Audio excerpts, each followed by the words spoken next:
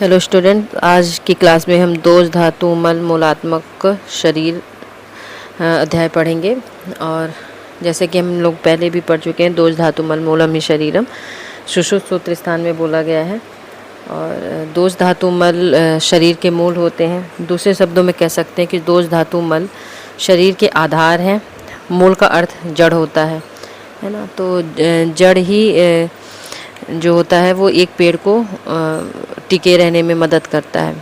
तो इसका एक एग्जाम्पल है कि जिस प्रकार वृक्ष की उत्पत्ति, स्थिति एवं विनाश उसके मूल पर आधारित होते हैं, मूल मतलब जड़, उसी प्रकार शरीर की उत्पत्ति, स्थिति एवं विनाश भी उसके मूल दोष धातु मल पर आधारित रहते हैं। मूल का अर्थ उपादान कारण भी है।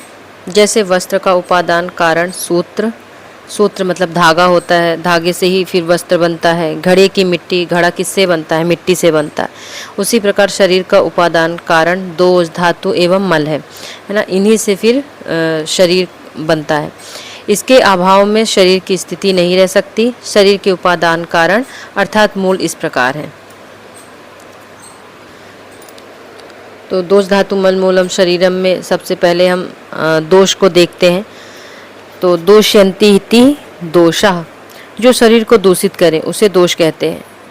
वास्तव में जो गर्भ निर्माण के समय प्रकृति का निर्माण करे तथा साथ साथ दूसरों को दूषित करने का कर्म भी करे उसे दोष कहते हैं। आगे हम दोष और दूष्य दोनों पढ़ेंगे, तब आपको समझ में आएगा किस दोष की बात कर रहा है।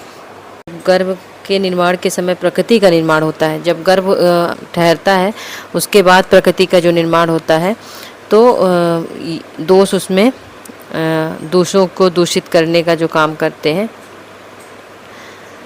उसे दोष कहते हैं। दोष दो प्रकार के होते हैं, एक शारीरिक दोष, एक मानसिक दोष।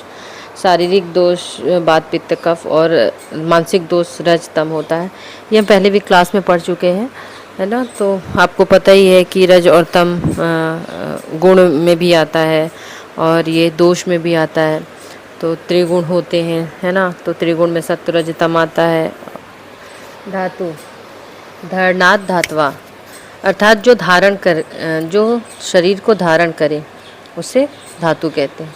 धातुएं 7 होती हैं। ये शरीर का धारण एवं पोषण करती हैं। ये शरीर को तो धारण करती हैं, है ना, और इनका पोषण भी करती है। इन्हें टिश्यू या ऊतक कहा जा सकता है। जैसे आप देख सकते हैं कि मॉडर्न में इसको किस चीज़ से क्यों रिलेट कर सकते हैं। तो रस धातु है प्लाज्मा लिम्फोइड टिश्यू, रक्त धातु हीमोपोएटिक टिश्यू, मांस धातु मस्कुलर टिश्यू, मेद धातु एडिपोज टिश्यू, फास्फोलिपिड्स, अस्थि धातु बोनी टिश्यू और बोन्स, शुक्र धातु सेक्स हार्मोन्स। अब आगे देखेंगे मल। मलिनीकरणान मला, जो शरीर को मलिन करे उसे मल कहते हैं।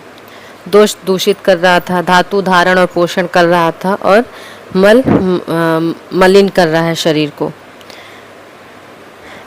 ये ऐसे त्याज्य द्रव्य हैं जो शरीर में समय से अधिक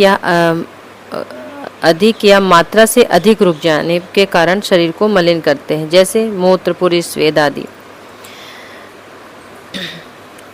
कुल मिलाकर जो शरीर में त्याज्य द्रव्य हैं इनको त्यागना ही जरूरी होता है, मतलब इनको त्याग देना चाहिए।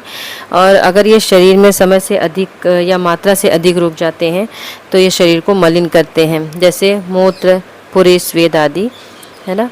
अतः उपरोक्त तीनों दोष धातु एवं मल ही शरीर के उपादान कारण है अथवा मूल है। इनके बिना शरीर की स्थिति संभव नहीं है। इसलिए कहा जाता है कि दोष धातु मल मूलम ही शरीरम। प्राकृतिक अवस्था में रहते हुए दोष धातु मल ही शरीर को धारण करते हैं तथा जीवन उपयोगी स्वाभाविक शरीर क्रियाओं को संचालन करते हैं। निष्कर्ष यही है कि दोष धातु मल शरीर की क्रियाओं के मूल है ना। तो ये प्राकृतिक अवस्था में रहते हैं, शरीर को धारण करते हैं। आगे हम देखेंगे पुरुष अवयव एवं वर्गीकरण। पुरुष हम पहले भी देख चुके हैं, स्टार्टिंग क्लास में हमने देखा ये सारी चीज़ें। मैं इसको फिर से पढ़ा रही हूँ कि पुरुष पूरी शरीरे शेते निवसत इति पुरुषा, अर्थात आत्मा पूरी शरीर में निवास करती है, अतः इसे पुरुष कहते हैं। शरीर को पुरी का निवास स्थान होने से पुरुष शब्द शरीर का पर्यायवाची है। चक्रपाणि ने पुरुष विचार में आत्मा को जिसका शरीर में वास हो पुरुष कहा है। आचार्य चरक ने एक धातुष पुरुष बताते हुए आत्मा को पुरुष माना है। ठीक है, तो आत्मा क्या है, शरीर में निवास करती है, और चरक जी ने आत्मा को ही पुरुष माना है, एक धातुष पुरुष। पुरुष अवयव, अवयव कंपोनेंट्स ऑफ पुरुष। पुरुष अवयव का अर्थ है पुरुष किन किन अवयवों से बना है। पुरुष का वर्गीकरण करते हुए एक धातुष, द्विधातुष, त्रिधातुष, षड्धातुष, त्रयोधातुष, सप्तदश धातुष, चतुर्विंशति धातुष, पंचविंशति धातुष पुरुष कहते हैं। ये पंचविंशति अर्थात 25 तत्व जिनसे पुरुष बना है, ये पुरुष अवयव कहलाते हैं। 8 प्रकृति। अब पुरुष किस चीज़ से बने हैं ना, तो 8 प्रकृति, 16 विकार, एक आत्मा। तो 8 प्रकृति में अव्यक्त, महत, अहंकार, पंच तन्मात्रा, 16 विकार, 11 इंद्रिय, पंच महाभूत, एक आत्मा। ये हम पहले भी पढ़ चुके हैं, तो अब इसका हम डिटेल पढ़ रहे हैं ना। तो ये पुरुष अवयव सृष्टि उत्पत्ति में सहायक तथ्य हैं। इन्हीं तथ्यों से सृष्टि की उत्पत्ति हुई है।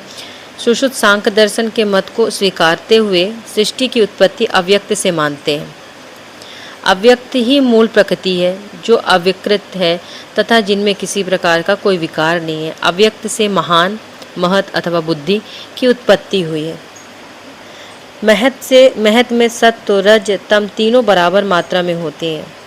इसी महत के 3 प्रकार से अहंकार, जिनके सत्व, रज, तम किसी एक की अधिकता होती है ना। तो पहली क्लास में हम पढ़ चुके हैं कि जो सत्व, रज, तम होता है वो साम्य अवस्था में नहीं होता है, इनका न्यूनाधिक होना जरूरी है। कोई जैसे सत्व गुण ज़्यादा है तो रज गुण कम होना चाहिए, या मतलब ये समान मात्रा में नहीं होना चाहिए, साम्य मात्रा में नहीं होना चाहिए।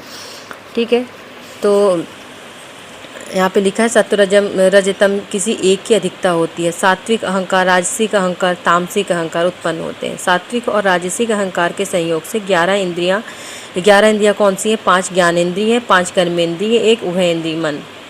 उभयेंद्रिय मन को उभयेंद्रिय भी कहते हैं, इसलिए यहाँ पे उभयेंद्रिय मन की उत्पत्ति हुई है। सूक्ष्म या मिनट भूत के 5 तन्मात्राएं हैं। इन तन्मात्राओं से 5 महाभूत आकाश, वायु, अग्नि, जल, पृथ्वी की उत्पत्ति हुई। आखिरी उत्पत्ति होने से 11 इंद्रियां तथा 5 महाभूत, ये 16 विकार कहलाते हैं। इनके अतिरिक्त अव्यक्त, महत, अहंकार एवं 5 तन्मात्राओं से आगे उत्पत्ति होती है, इसलिए ये 8 प्रकृति कहलाते हैं। अव्यक्त को मूल प्रकृति कहा जाता है।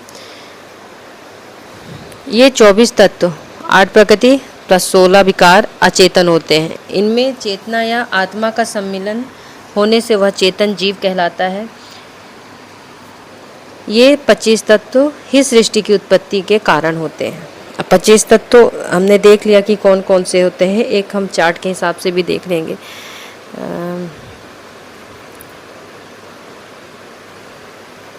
अव्यक्त ये मूल प्रकृति होती है।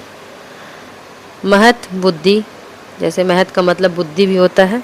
अहंकार, अब अहंकार कौन कौन से हमने पढ़े थे कि सात्विक, राजसिक और तामसिक अहंकार होते हैं। 3 अहंकार हैं। अब 3 अहंकार के आगे तो सात्विक और राजसिक मिलके 11 इंद्रियां, और राजसिक और तामसिक 5 तन्मात्रा सूक्ष्म भूत। अब 11 इंद्रियां कौन सी हैं? तो 5 ज्ञानेंद्रिय और 5 कर्मेंद्रिय, 1 उभयेंद्रिय, तो 5 5 10 11।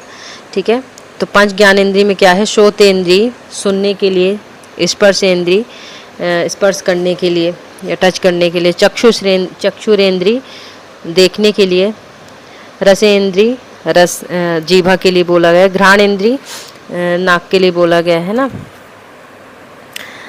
5 कर्मेंद्रिय क्या है जिनसे हमारा काम होता है? तो वाक, हस्त, वाक यानी बोलना, हस्त हाथ, पाद पैर, पायु उपस्थ। ठीक है, 1 उभयेंद्रिय मन। 5 तन्मात्रा सूक्ष्मभूत तामसिक और राजसिक से है। तो आकाश, वायु, अग्नि, जल, पृथ्वी, ये 5 महाभूत। ये सब ये 25 तत्व ही सृष्टि की उत्पत्ति के कारण होते हैं। यही 25 तत्व जो होते हैं वो सृष्टि की उत्पत्ति करते हैं।